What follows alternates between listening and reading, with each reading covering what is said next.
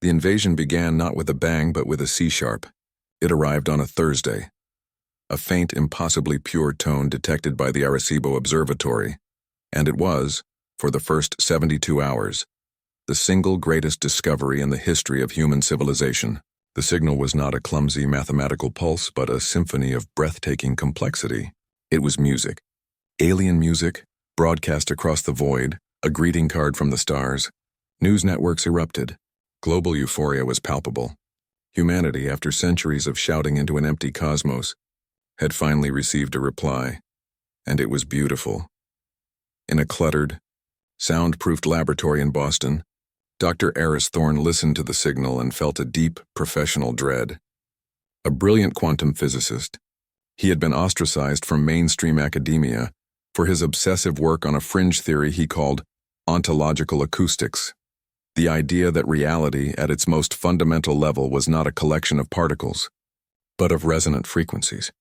He believed a sufficiently complex waveform could, in theory, overwrite the physical laws of a given space. To his colleagues, it was madness. To Aris, the signal from the stars sounded suspiciously like a key being fitted to a lock. In a silent monastery carved into the rock of the Atacama Desert, Brother Michael went about his daily routine of contemplation. His order, the Carthusian Brothers of Absolute Stillness, had dedicated themselves for 1,000 years to the study of silence, not as a mere absence of noise, but as a state of profound, spiritual presence. When news of the music from space reached them via their single primitive radio receiver, the other monks were filled with a quiet joy. Brother Michael, however, felt a deep instinctual disturbance. He listened not to the notes of the signal, but to the spaces between them, and in those spaces he heard a terrifying, boundless hunger. In a state-of-the-art recording studio in London, Lena Petrova, a world-renowned audio engineer with a reputation for being able to hear a fly sneeze in a hurricane, listened to the signal with a purist's disgust. "It's too perfect," she muttered to her assistant, her fingers ghosting over the dials of her massive analog mixing board. "The harmonics are mathematically impossible. There's no room noise, no echo, no decay. It's not a recording of a performance. It is the performance. It sounds live." She was the first to notice that the signal was not just being received. It was growing stronger, its amplitude increasing at a slow, steady, and deeply unnatural rate. The euphoria lasted a week. Then, the song began to change. Strange phenomena were reported globally. Satellites in high orbit began to tumble, their delicate guidance systems shorting out as if touched by a massive resonant hand. People living near major broadcast centers reported vivid, beautiful auditory hallucinations. The music was no longer just in the sky. It was beginning to echo in the infrastructure. The global mood shifted from celebration to a deep collective unease. The song was not a greeting. It was a tuning fork, and it was preparing its instrument. On the 8th day, the music reached its crescendo. It became a chord, a single, impossibly complex wave of sound that was everywhere at once. And with it, the world broke. The invasion had begun, not with ships descending from the sky, but with a sound wave that simply, calmly began to take the world apart. The Cacophony, as the survivors would later name it, was an elegant apocalypse. The initial chord was a targeted surgical strike. It was a resonant frequency that perfectly matched the crystalline structures used in all modern microprocessors. Every computer, every phone, every guidance system on the planet was instantly and simultaneously turned to sand. Global communication networks vanished in a puff of silicon dust. The world's electrical grids managed by those same computers overloaded and died. In the space of a single, beautiful, terrifying note, humanity was thrown back into a world without electricity or information. Then the song began its true work. It was not a single sound, but a dense, layered symphony of conscious, reality-warping frequencies. In London, the resonant frequency of glass was found and amplified. Every window in the city shattered in a single, tinkling wave. In Tokyo, the harmonic signature of steel was targeted. Skyscrapers began to sway and hum, their internal structures groaning under a sonic assault they were never designed to withstand. The song was not just destroying things, it was unmaking them, finding the unique vibration that held matter together and shaking it apart. Worse, it was targeting minds. The complex frequencies were a form of data, a mimetic plague that overloaded the human brain. People caught in the open would simply stop, their short-term memories wiped, their thoughts scrambled into a state of placid confusion by the sheer volume of acoustic information. They became walking statues, their faces serene, their minds filled with the beautiful, terrible music. Islands of quiet were the only places of survival. Deep in the Atacama, Brother Michael's monastery was largely untouched.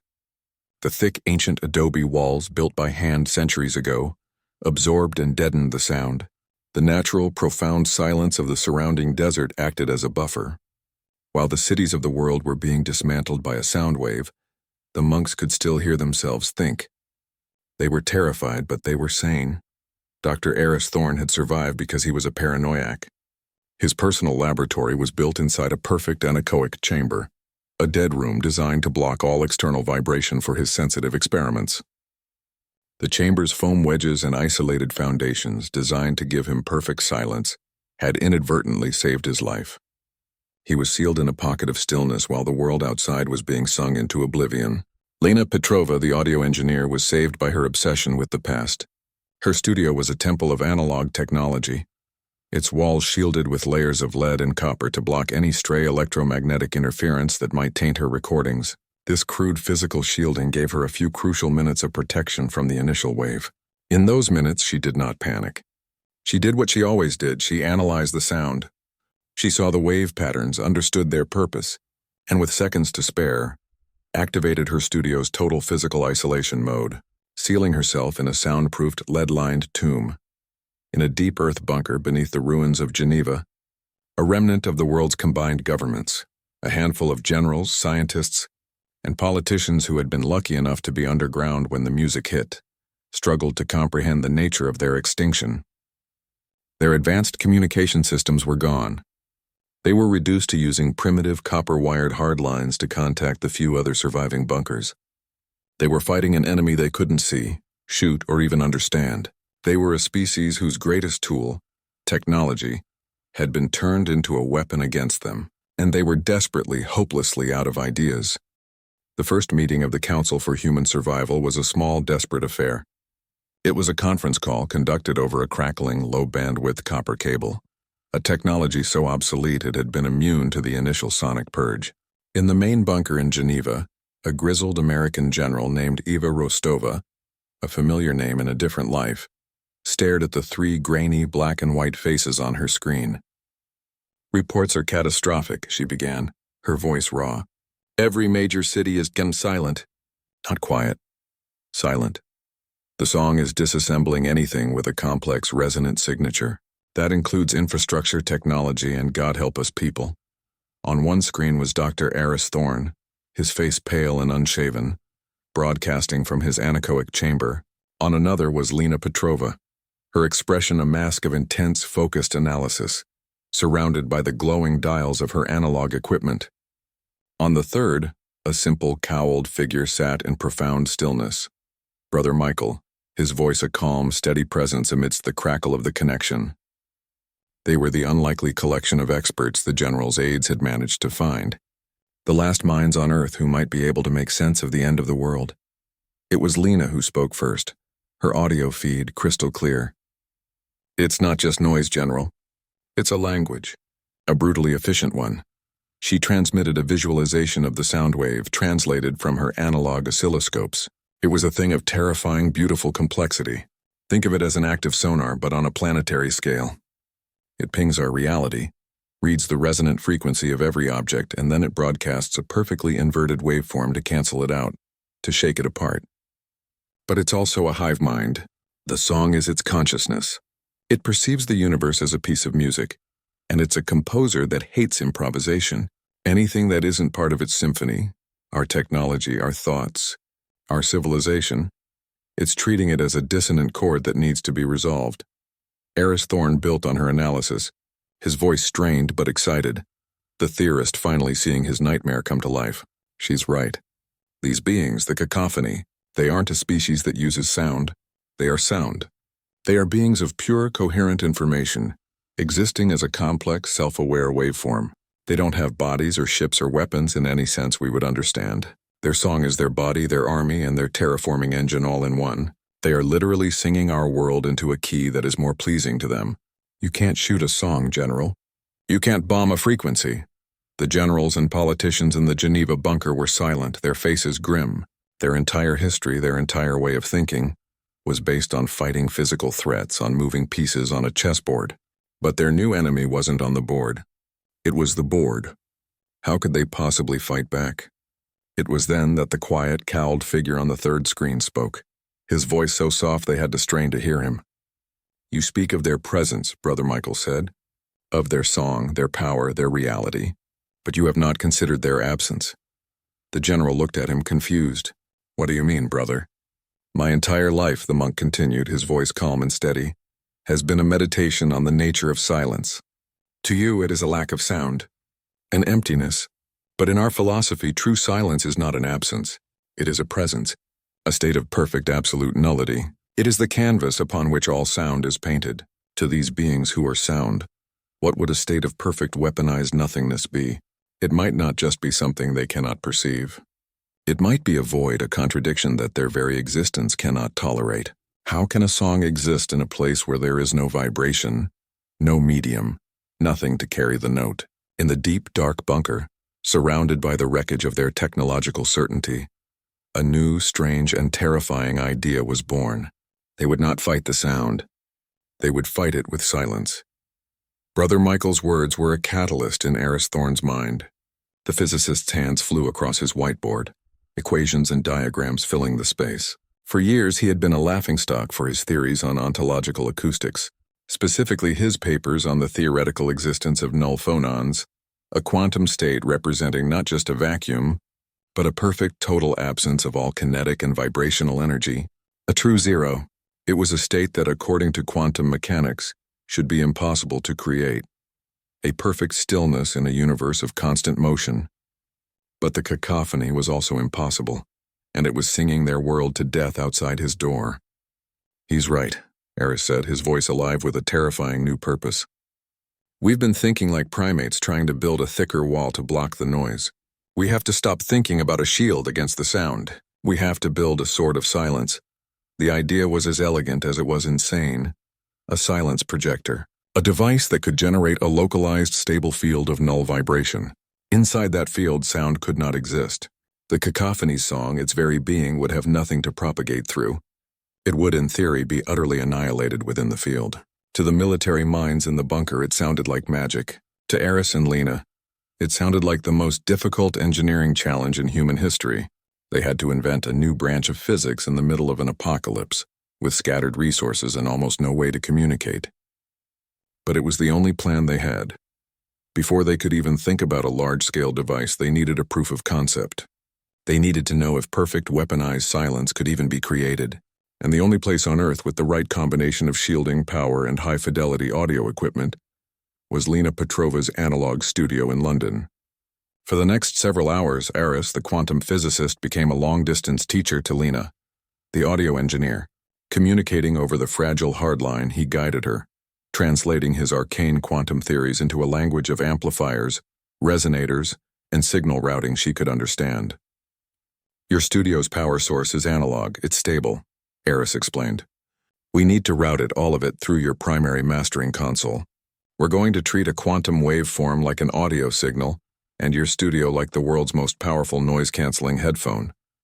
Lena worked with a feverish intensity, sweat beading on her brow. She bypassed safety limiters, rerouted terawatts of power through delicate analog circuits, and turned her entire studio into a massive, unstable resonance cascade device. In the Geneva bunker, the general, the politicians, and Brother Michael could only watch her grainy feet in silence.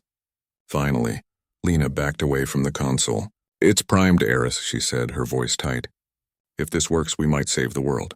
If it doesn't, I'm about to become a small carbon-based crater in the middle of London. She flipped a single heavy switch. For a moment, nothing happened. The equipment hummed, the lights flickered. Then for a single, infinite instant, the world went silent. It was not a quietness. It was a physical, crushing presence.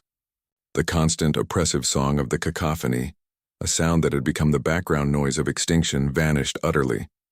The silence was a physical weight, a force that pushed in on Lena from all sides, a hole that had been punched in the very fabric of reality.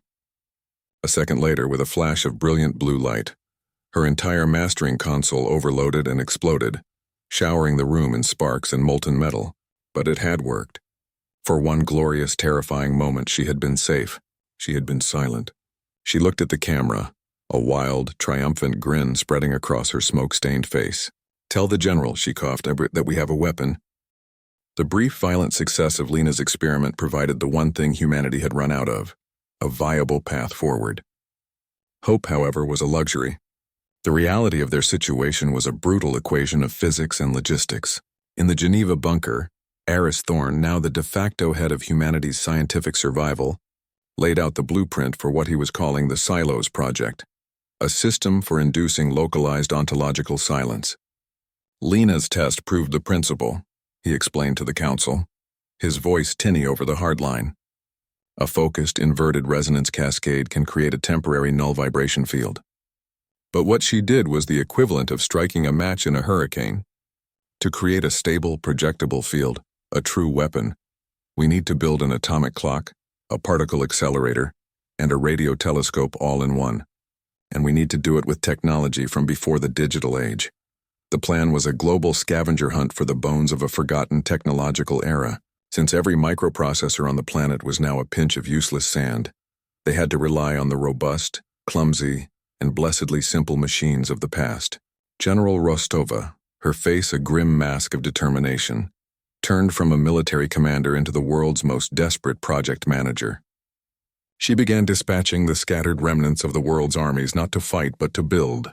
These soldiers, trained for a world of smart weapons and drone warfare, were now issued diesel trucks, paper maps, and a series of seemingly insane objectives.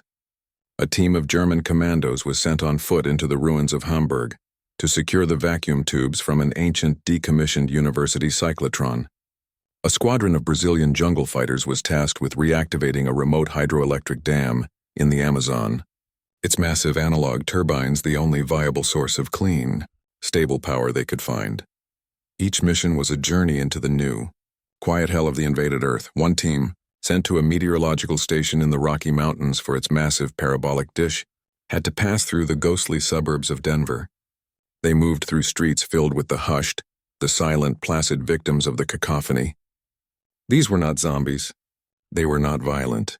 They were simply gone. They would walk in slow, calm circles, their faces tilted towards the sky as if listening to a beautiful secret, their minds forever lost in the enemy's song. The soldiers, their hearts aching with a mixture of pity and terror, were forced to sneak past the ghosts of their own civilization, a constant, horrifying reminder of the price of failure. While the soldiers and engineers wrestled with the physical world, Brother Michael wrestled with the metaphysical. He was brought to the Geneva bunker, a man of profound stillness now thrust into the heart of humanity's most frantic hour. He and Aris Thorne, the monk and the physicist, formed an unlikely partnership. Aris understood the mathematics of vibration, the quantum mechanics of the wave, but Michael understood its spirit. "You are trying to force the silence, Doctor," he said to Aris during one of their long, rambling conversations. "You see it as a zero, a state to be achieved through brute cancellation. But true silence is not a zero. It is a state of perfect harmonious balance. It is not an empty room. It is a room where every object is perfectly placed.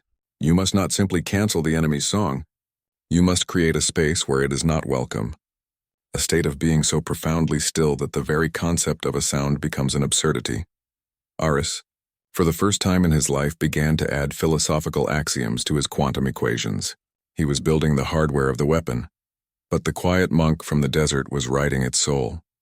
The chosen site for the Silos project was a deep Earth neutrino observatory in the Andes, a place called the Atacama Deep Array.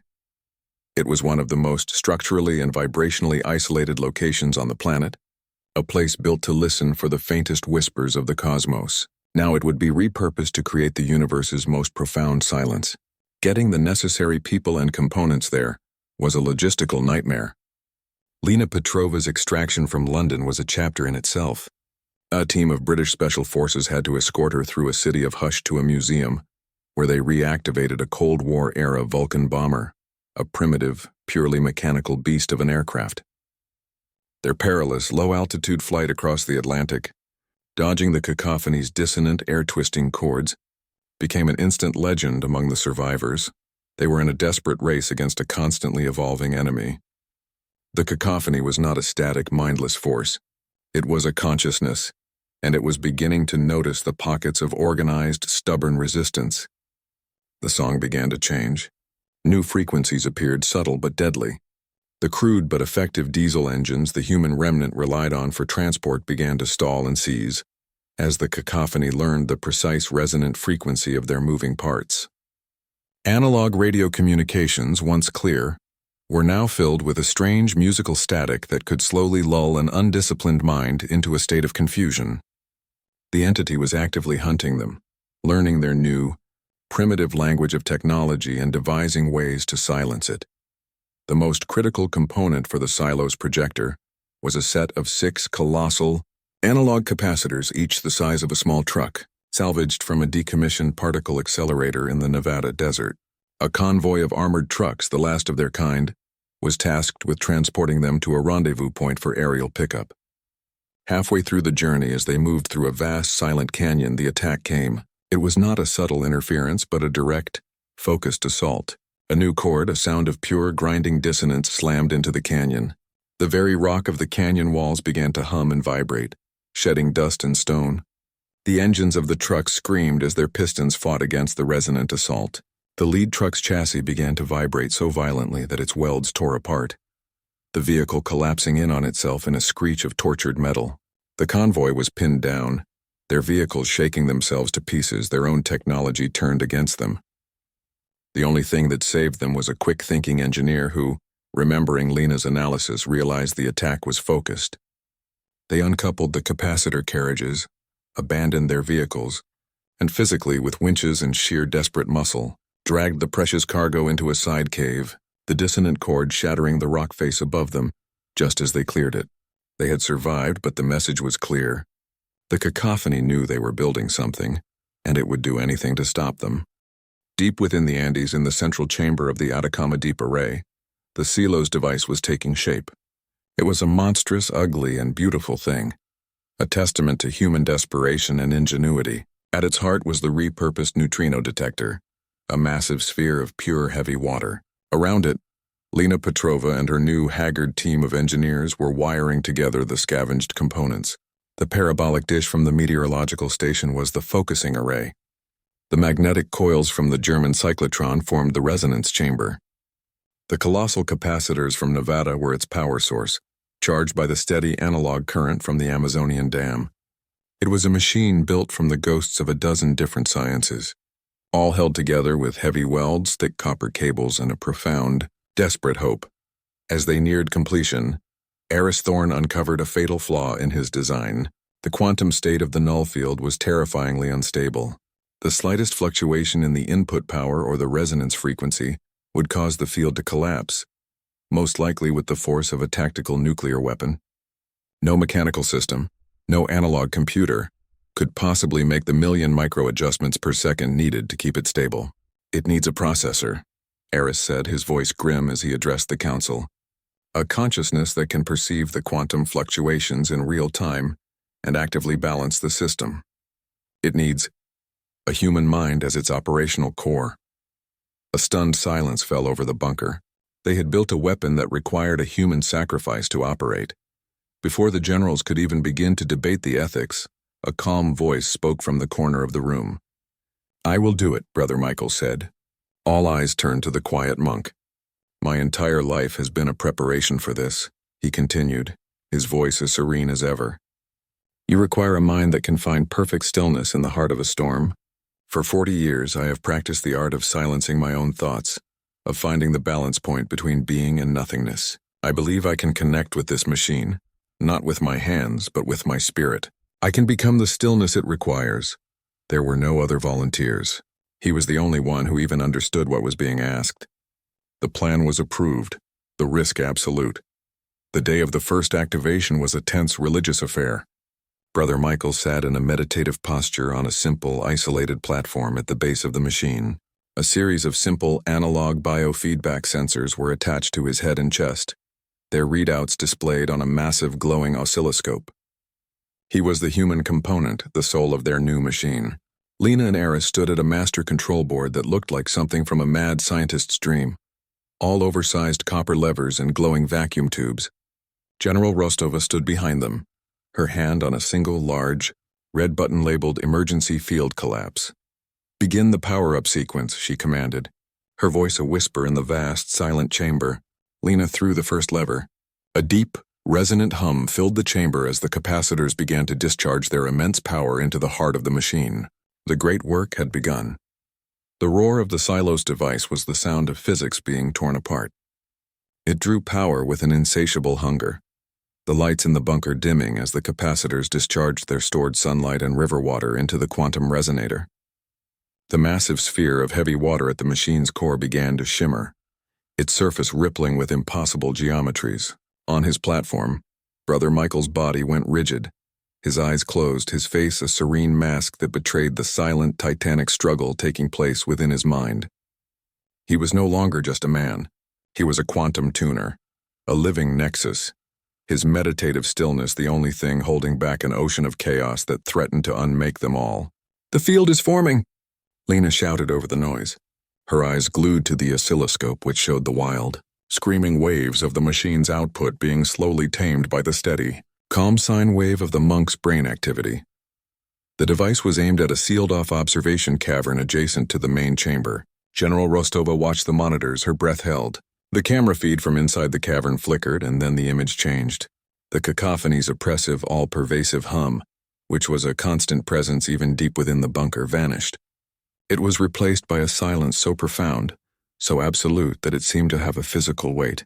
The monitor showed a rock hammer that had been left in the cavern simply ceasing to be, its atoms not exploding, but calmly unchoosing their own existence in the face of the perfect nullity. It worked. From outside the bunker, scout teams reported that the Cacophony's song, which was constantly battering their mountain fortress, had suddenly and violently recoiled from the area around the array, like a living creature that had touched a surface of absolute cold. But as Aris Thorne watched his own sensor readings, his initial triumph turned to ice. The null field was not empty. His most sensitive quantum detectors, designed to look for the ghost-like signature of neutrinos, were showing something else. "Lena, what are those?" he asked, his voice trembling slightly. On his screen, strange ephemeral patterns were flickering in and out of existence inside the silent cavern. They were like heat haze or oil on water, things that had no place in the cold, hard physics of their reality. He realized the horrifying truth of what he had built. A perfect silence, a hole in the fabric of their universe, was not an empty space. It was a canvas.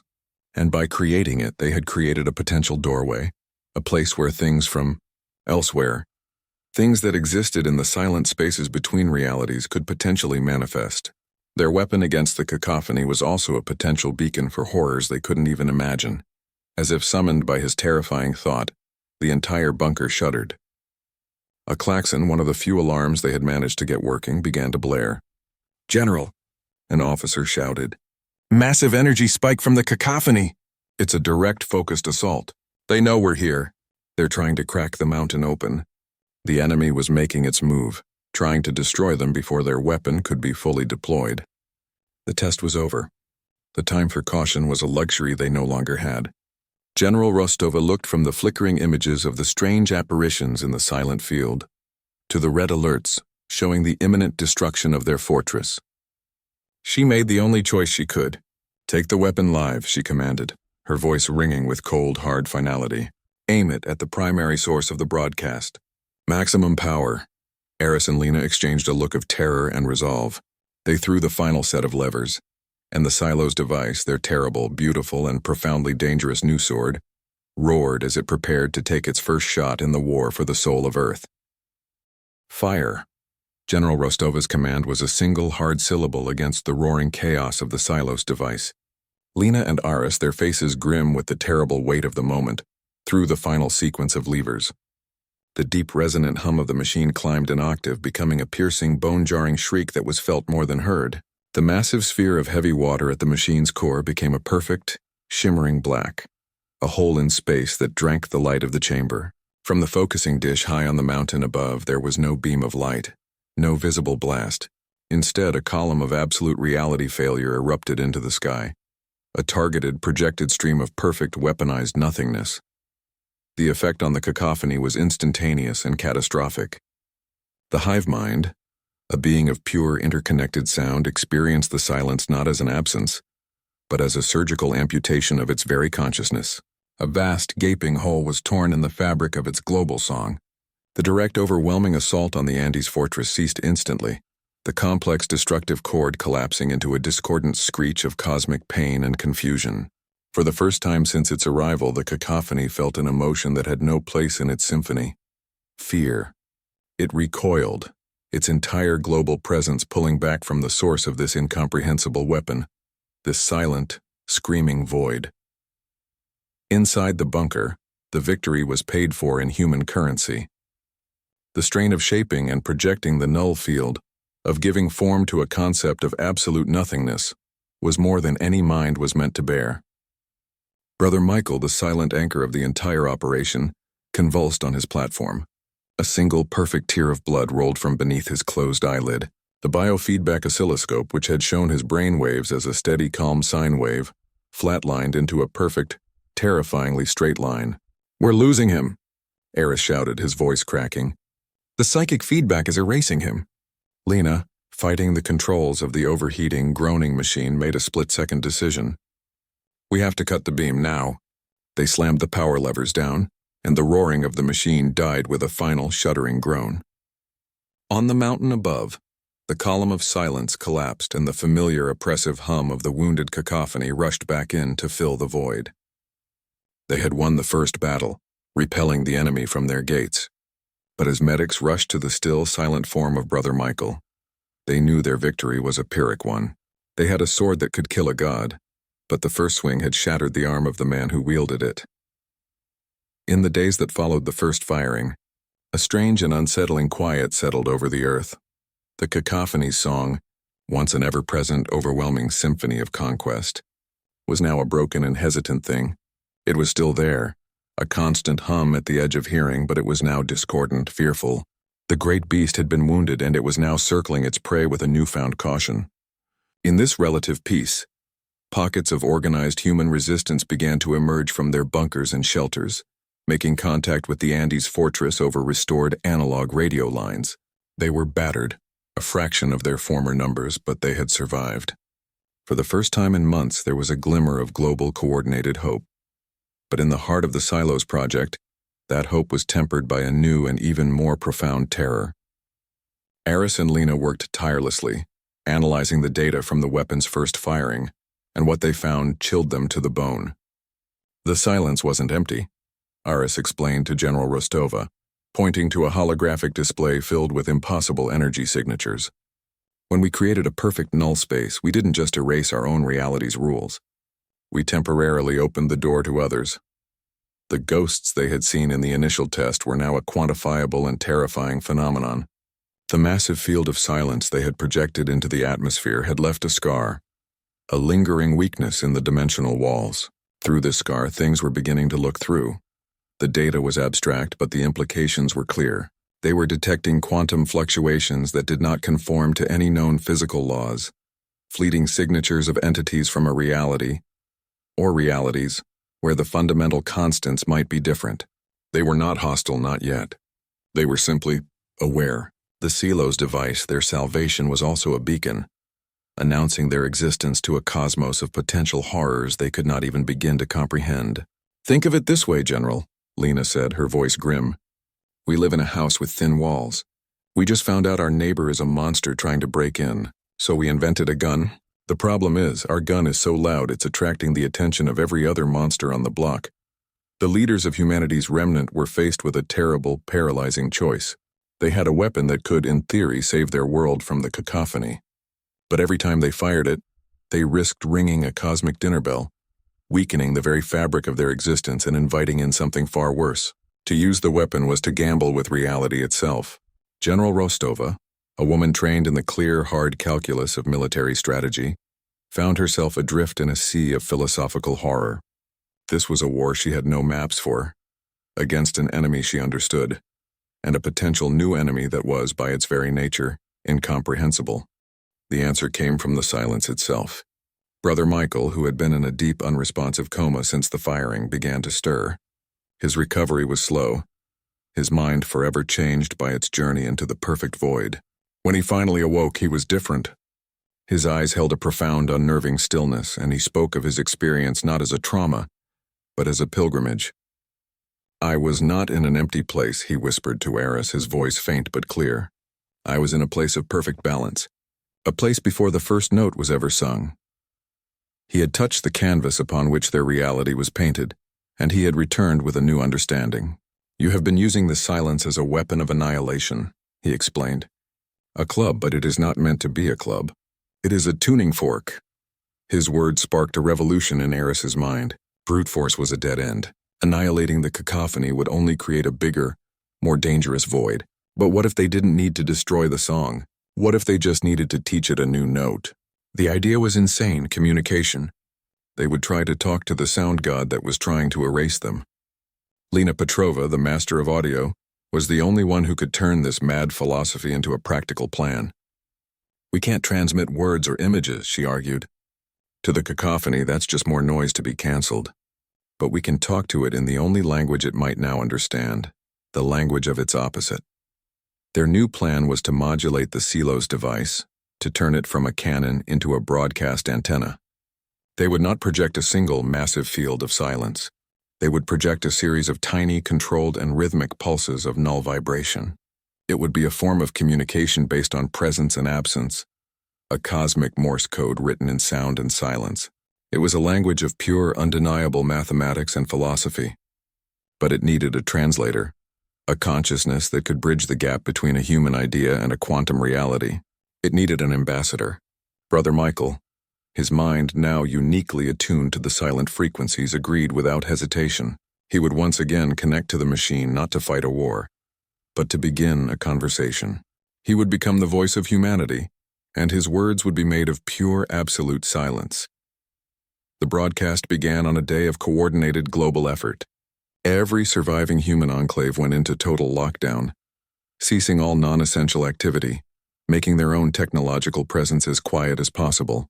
In the Andes, the great machine once again roared to life, but this time its energy was focused, precise. Brother Michael, seated on his platform, became the calm eye of the storm, his consciousness reaching into the quantum heart of the machine, shaping its raw, chaotic power not into a sword but into a pen. From the mountain's peak, a series of delicate, perfectly formed pulses of pure silence shot out, aimed not at the enemy, but at the heart of its global consciousness. Their first message was the simplest, most fundamental truth they could convey, the mathematical constant of pi. A silent pulse, then 3 pulses, then 1, then 4, then 1, then 5, then 9. It was a statement of pure, undeniable logic. We are here. We are intelligent. We understand the rules of this universe. This was followed by more complex ideas broadcast in the silent rhythm. They sent the chemical signature of water. They sent the double helix structure of DNA. They sent the patterns of a human heartbeat. They did not send a plea or a threat. They sent a simple, elegant portrait of their own existence. They were showing the cacophony not what it was destroying, but what it was failing to hear in its own monolithic song. For a long, terrifying moment, there was no response. The cacophony's wounded, discordant hum continued unabated. And then it changed. The global song did not stop. It began to shift its key. It started to leave spaces, small, deliberate intervals of quiet between its massive cosmic chords. It was responding not with an attack, but with an echo. It was attempting to incorporate the concept of silence into its own symphony. It had spent eons as a soloist, and it was now, for the first time, learning how to play a duet. The war ended. Not with a final cataclysmic battle, but with the slow, cautious, and beautiful beginning of a conversation. The cacophony, in its new shared language, began to help repair the damage it had caused. Its resonant frequencies now used to gently nudge shattered infrastructure back into place, to soothe the minds of the hushed, to heal the world it had almost unmade. It did not leave. It became a part of the world, a symbiotic protective shell of music that now understood the profound beauty of the rests between the notes. The threat of the silent watching things from beyond the veil remained, a terrifying new variable in humanity's future. But now they had a new, strange, and profoundly powerful ally to face it with. Humanity, The architects of a weapon of silence had become the ambassadors to a god of sound. And the world was filled with a new kind of music, a song that finally had room for the quiet, stubborn, and enduring voice of its most unlikely composers.